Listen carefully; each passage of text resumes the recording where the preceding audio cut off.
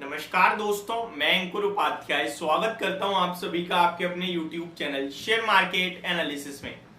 दोस्तों, यहाँ पे लोग वेदांता के स्टॉक में निवेश तो कर देते हैं, बट एक्चुअल में वेदांता के बारे में ज्यादा किसी को कुछ पता नहीं होता है। वेदांता में निवेश करने के पीछे का सबसे बड़ा रीजन रिटेल इन्वेस्टर्स के पास होता है डिविडेंड यील्ड। आपने मेरे से पूछा कि भाई भारत में सबसे बड़ी डिविडेंड यील्ड कौन सी कंपनी की, तो मैं आपको डायरेक्टली वेदांता कहूंगा। फिर मैं आपके दिमाग में एक और चीज डालूंगा, भाई 25 से 30% की है, यानी कि 1 लाख रुपए अगर निवेश करोगे तो 25 से 30 हजार रुपए साल के आपको डिविडेंड के रूप में मिल जाएंगे। तुरंत आप कहोगे यार भाई इससे अच्छा तो कुछ है ही नहीं, मेरी बैंक में पैसा पड़ा रहता है, वो 7% 5% का मेरे को ज्यादा से ज्यादा रिटर्न दे रहा है, इससे अच्छा मैं इस स्टॉक में निवेश करूंगा तो शेयर का प्राइस ऊपर नीचे भले ही होगा, लेकिन मेरे को 25 नहीं तो टोटल मेरे अमाउंट पे भाई 20% का भी मिलेगा रिटर्न, तो 20,000 रुपए तो मिलेंगे मेरे को साल के, जो कि मेरी एफडी से तो 3% 3 गुना हो गया। तो लोग निवेश कर देते हैं, लेकिन पता ज्यादा कुछ है नहीं। आज मैं आप सभी को इस वीडियो के माध्यम से कोशिश करूंगा सब कुछ समझाने की, एंड उससे भी इंपॉर्टेंट बात यह है, अगर आपको ये सब चीजें पता है तो आपको एक खबर भी बतानी है मैंने, जो कल के सेशन में वेदांता की तरफ से बड़ी अनाउंसमेंट आई है।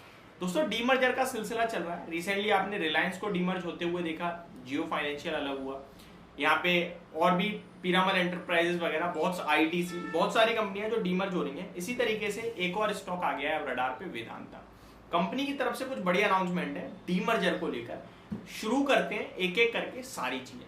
जी हाँ, अब ये जो डीमर्जर है ऐसा कुछ अनाउंस हुआ नहीं है, लेकिन कंपनी के जो अनिल अग्रवाल जी हैं, जो मेन बंदे हैं डायरेक्टर से, वहां पे उनकी तरफ से जो अनाउंसमेंट आई है वो कह रहे हैं कि हम और कारोबार को भी वेदांता से अलग लिस्ट कर सकते हैं, जिससे निवेशकों की वेल्थ क्रिएट होगी और जो बड़े निवेशक हैं एफपीआई वगैरह हैं, उनको डायरेक्टली वेदांता के जिस बिजनेस में पार्टिसिपेट करने का मन है वो कर पाएंगे। देखिए, पहले मैं आपको ये डीमर्जर वर्ड समझाना चाहता हूं। डीमर्जर एक्चुअल में होता क्या है और होता क्यों है। देखिए, डीमर्जर होता है आपकी एक कंपनी है, उसमें से एक कंपनी को बाहर कर दिया, वो हो गया डीमर्जर। ये होता क्यों है, इसका सबसे अच्छा एग्जांपल होगा पीरामल एंटरप्राइजेस।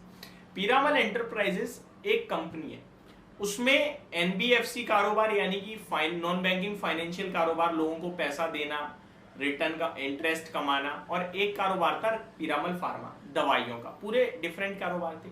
अब मान के चलो मेरे को निवेश करना है कारोबार में, उस कारोबार में जिसमें लैंडिंग का काम होता है एनबीएफसी में। मेरे को लगता है एनबीएफसी कारोबार अच्छा करेगा, लेकिन फार्मा में मेरे को इंटरेस्ट नहीं है, क्योंकि फार्मा में तो मेरे को सिप्ला पसंद है। तो मैं क्या करूंगा, मैं पीरामल लूंगा क्या? नहीं लूंगा, क्योंकि मेरे को मजबूरन फार्मा में भी पैसा लग रहा है मेरा, क्योंकि वो दोनों एक ही है अभी। लेकिन कंपनी ने अलग कर दिया, पीरामल फार्मा अलग हो गया, एंटरप्राइज अलग हो गया। अब मेरे पास ऑप्शन है, अगर मेरे को एनबीएफसी में लगाना है तो मैं एंटरप्राइज लूंगा, मेरे को फार्मा में लगाना है मैं फार्मा लगाऊंगा, मेरे पास ऑप्शन आ गया।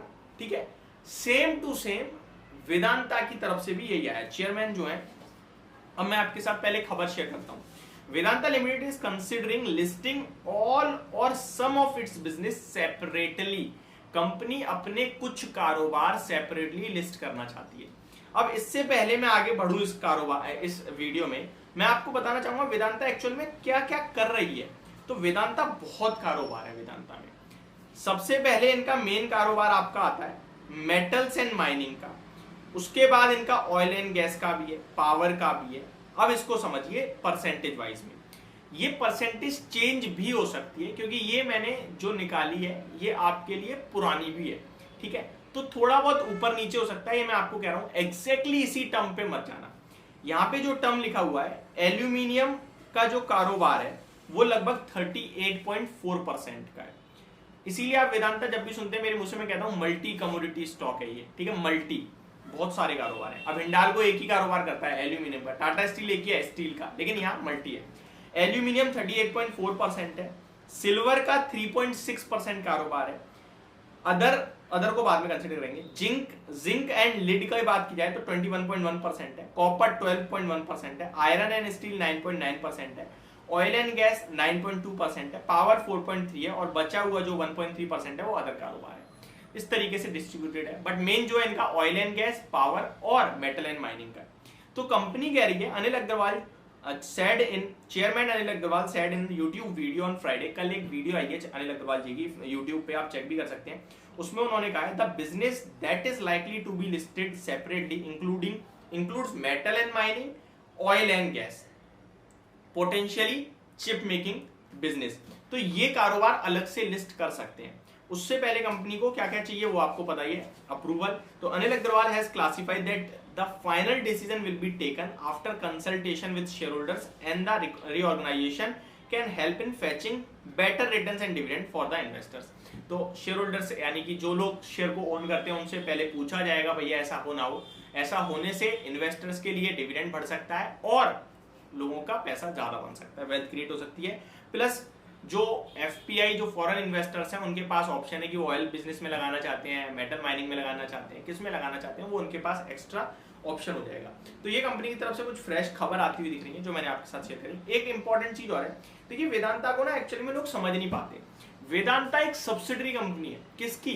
वेदांता रिसोर्सेज की, जो कि इनकी पेरेंट कंपनी है, अमेरिका में लिस्टेड है। मैं इसका पूरा चार्ट आपके साथ शेयर करना चाहता हूँ। वेदांता रिसोर्सेज ओन करती है दो कंपनियां, सब्सिडरी मान सकते हैं आप उनको। कॉन्कोला कॉपर माइंस जो कि है नहीं अभी लिस्टेड, अमेरिका की बात हो तो वहां पे है। वेदांता लिमिटेड जो कि भारत में है। अब वेदांता की सब्सिडरी कंपनी बहुत सारी है। पहली है हिंदुस्तान जिंक जो कि लिस्टेड है, जिसमें 69% ओन करता है वेदांता। भारत एल्यूमिनियम बेल्को के नाम से 51% ओन करता है। जिंक इंटरनेशनल बिजनेस जो है वो 100% ओन करता है, जिसको बेचने की बात चल रही है हिंदुस्तान जिंक को। ये मैंने आपके साथ वीडियो शेयर भी कर रखी है। तलवंडी साबो पावर लगभग 1980 मेगावाट का है और इसमें भी 100% ओन करता है Vedanta. Electro steel limited 90% own करता है और ये भी इनकी सब्सिडरी कंपनी है। तो ये कुछ कंपनियां हैं जिनमें वेदांता की सब्सिडरी कंपनियां हैं। तो ये सारी जानकारी आपको होप पसंद आई होगी। इस तरीके की जानकारी के लिए चैनल को सब्सक्राइब कर लीजिए। Thank you so much for watching this video. Have a great day guys.